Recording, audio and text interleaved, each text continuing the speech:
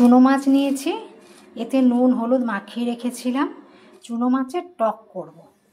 কড়াইতে তেল গরম করতে দিয়েছি, গরম হয়ে গেছে। মাছগুলো দিয়ে দেবো।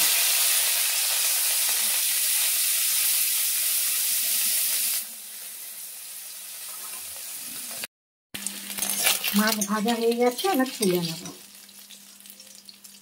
তেল দিয়েছি, দিয়ে সর্ষে ফোড়ন দেব।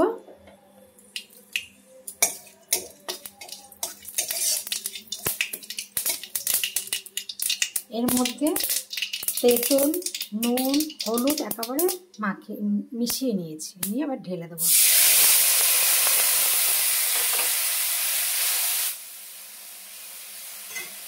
আর একটু জল দিয়ে দেবো।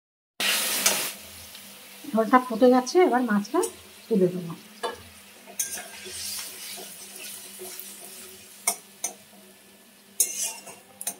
চুনো মাছের টক। গ্যাসটা কম করে দেবো, দিয়ে একটু ঢাকা দিয়ে দেব। এবার একটু চিনি দিয়ে দেবো।